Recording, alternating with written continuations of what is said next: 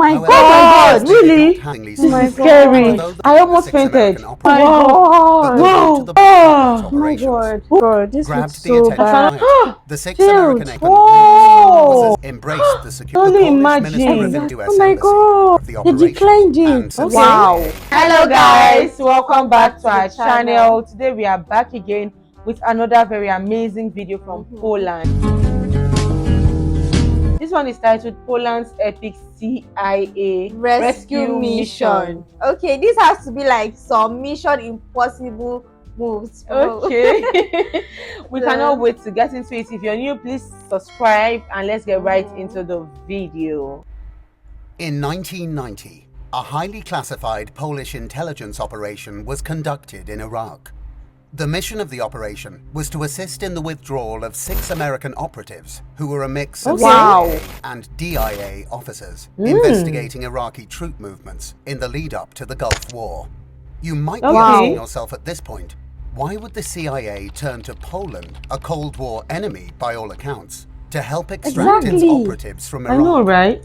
After all, this is 1990. The Berlin Wall had only just come down a few months earlier. The Soviet Union was still in existence, and Poland was yet to formally confirm Lech Wałęsa as its first democratically elected president. Our story begins on August 2nd, 1990, when Saddam Hussein's tanks rolled across the border into Kuwait. At that time, 6 American intelligence officers from the CIA and DIA were on a covert mission near Kuwait's border with Iraq. And as the Iraqi army advanced, they found themselves on the wrong side of the front line. Oh my However, God, they really? did not have diplomatic cover identities. They could not seek assistance from the US Oh my embassy. God. What made matters worse is that their mission was highly sensitive. According to both Polish and US sources, these American officers were investigating the movements of Iraqi troops in the lead-up to the invasion of Kuwait. Without other options, the 6 American spies fled to Baghdad, along with hundreds of other foreigners. They moved from place to place, trying to stay ahead of Iraqi intelligence, but their predicament quickly became very dangerous.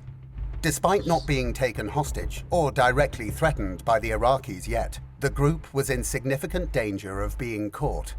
The severity of the situation and potential fallout from a group of CIA and DIA operatives being caught in Iraq grabbed the attention of US government officials. The issue was discussed in meetings of the National Security Council, and the then CIA Director William Webster was asked to keep the White House informed of every development in the operation. What made things worse is that the CIA was caught in an uncomfortable situation, as without their own resources on the ground, they needed to rely on allies to help in the extraction of their assets.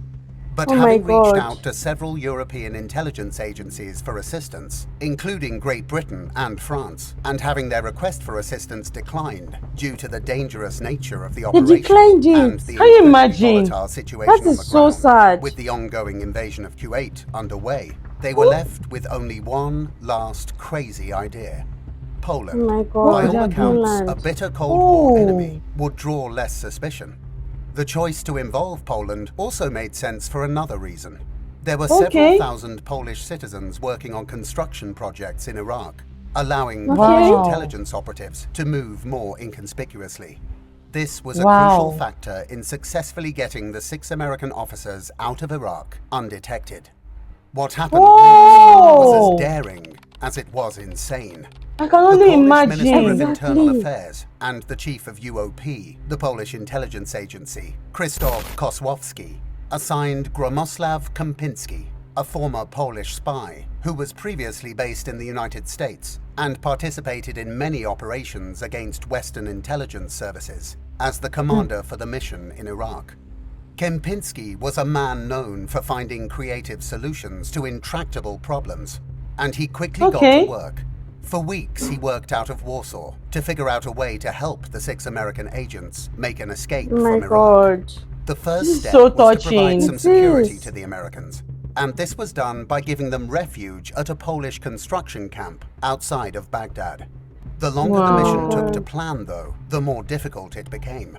The situation in Iraq changed daily. Saddam Hussein, the then president of Iraq, wasted no time in imposing strict travel restrictions on diplomats and establishing military checkpoints so they couldn't on all move. highways following his invasion of Kuwait in 1990.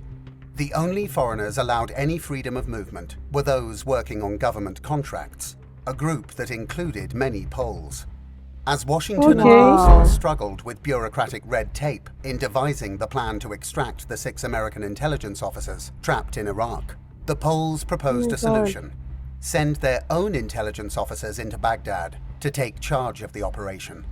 A decision that was at the same time both shocking and impressive. Such bravery. The plan was daring and the mission incredibly risky. It was indeed daring. As Poles arrived in Baghdad to rescue the Americans, they were confronted with a harrowing sight. The Americans they were tasked with saving were in a dire state, worn out to the core by the weeks in hiding. They were in real danger, and the Polish officers knew they had to act quickly to get them out of Iraq alive. Despite the Poles' past as Warsaw-pact spies, they felt compelled to help their former enemies. As one later put it, most of us weren't believers, just professionals. Besides, these guys were CIA guys. If they were caught in Iraq, that's the death penalty. We said these guys are our colleagues. I can only imagine. We had to help them. We had to help They them. knew that if the Americans were caught in Iraq, it would mean certain death. The stakes were high, and there was no room for error.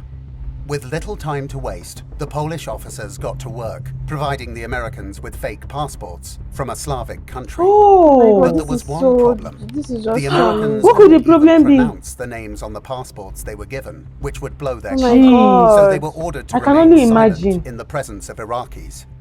The Poles then scoured the city, studying the roads and checkpoints to find the safest route out of Iraq. They experimented with different identities, assuming roles such as driver, journalist, and diplomat. But the risks were great, and danger lurked around every corner. Despite the immense pressure, the Americans remained disciplined, working with their Polish rescuers. They knew that their lives were in the hands of these officers, who up until a few months earlier were their Cold War enemies. This, though, had to be put to the side, as they had to trust them completely.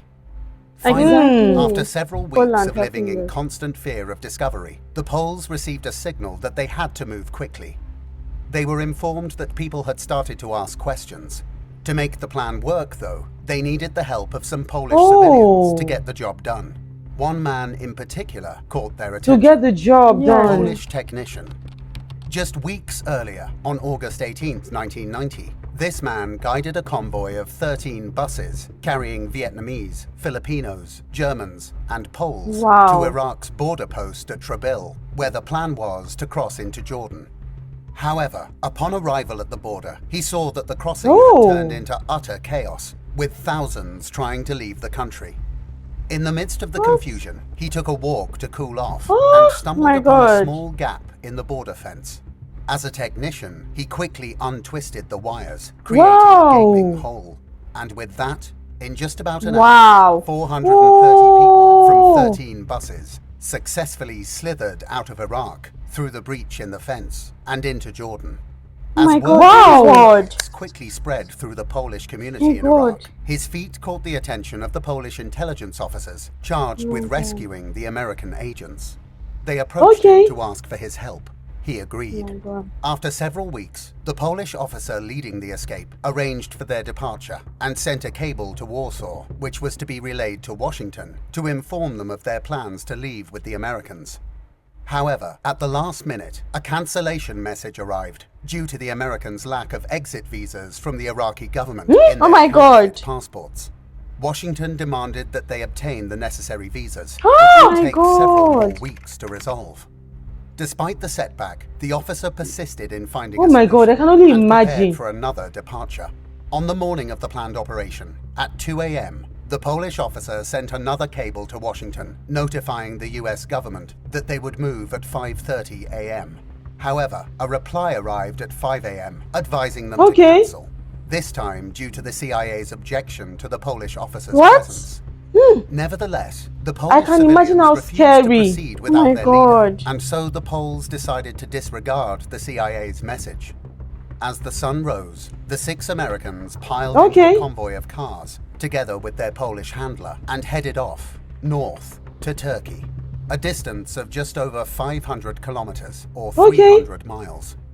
During the drive north, the technician, similarly to the Polish intelligence officers, attempted to teach the Americans in one of the cars how to pronounce the Slavic names on their passports, but was unsuccessful. Many of them had strong Midwestern accents, causing the technician to worry about encountering a Polish-speaking Iraqi. I can imagine. You may find this unlikely, but consider this. In the 1970s and 1980s, thousands of Iraqis had studied in Poland. This was a real risk, a nightmare that could blow the whole operation if it came true. A nightmare that soon became a reality just north of Mosul. At a military checkpoint, an Iraqi officer approached one of the cars and examined some of the passports. To the surprise of the technician, the officer spoke in flawless Polish, exclaiming how fortunate he was to see his dear friends. The technician's heart raced as he leapt from the car and, following Slavic custom, embraced the security agent with 3 kisses on the cheeks and a warm bear hug. After exchanging pleasantries during his Polish, they chatted about the weather and the state of the world. Recalling the passports, the technician urged the Iraqi officer to inspect them. However, he kindly replied that there was no need, as they were friends, and could proceed without issue. A narrow but the road to the border was still long. That was the close. risk of encountering another Polish-speaking Iraqi meant that the decided more drastic measures needed to be taken. The Polish officer halted the convoy on a desolate stretch of highway closer to the Turkish border and strode over to the technician's car. He took out bottles of Johnny Walker Red from his bag and handed them to the American passengers. "Drink," he said. The plan was to get them stone-cold drunk, so they would resemble Slavic workers under the influence of alcohol, conforming to an Iraqi stereotype of Eastern Europeans, and thus lubricating, if you will, their passage into Turkey. However, this strategy failed. Whether it was their training or anxiety, the 6 American agents and their Polish handlers remained completely sober as they arrived at the border crossing between Iraq and Turkey at sunset. At the border, things went surprisingly smoothly, although the Polish officer suggested that the Americans walk leisurely to the Turkish side, where Polish officials would be waiting for them. They didn't follow his advice. They sprinted like athletes, the technician later reported in an interview. The success of the operation was seen as a significant achievement for Polish intelligence, demonstrating their ability to carry out complex and high-stakes operations. The operation also helped to establish closer ties between the US and Poland, paving the way for future cooperation in areas such as counterterrorism and intelligence sharing. Despite the tense and volatile situation in the Middle East at the time, the Polish operatives were able to complete the mission without any casualties, showcasing their expertise in intelligence gathering and operations.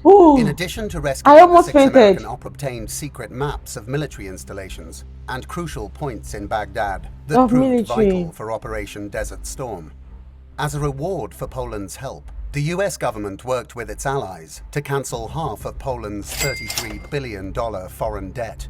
A deal to that effect was signed with the so-called Club of Creditors on April 21st, 1991. If you enjoyed this video, please do have chills all over me. button and stay notified about our upcoming videos by subscribing to the please channel. like. You can support us by liking. Oh my god. My heart was literally raising all through this video. I was literally on the edge of my seat. Like I was shaking. This is Are you serious? They literally took a risk, like they risked their lives. And that guy was so smart that went and kissed the... Exactly. Can you imagine what would have happened? Oh my God. God. Kissed him, hugged him, and started discussing with him. That actually was like what made him to relax. Exactly. And said there was no need to actually check their papers. Because I can only imagine what would have happened. Oh my God. They literally risked their own lives to save those 6 Americans. Now this is heroic. Crazy. This is beautiful and amazing. I was so scared. The funny part is the fact that they were once enemies. Yes, like what motivated them? What would have made them to help 6 strangers? Like enemies in that matter. And you put your lives at risk for these people. Oh my God. This is like the height of it. This is so beautiful.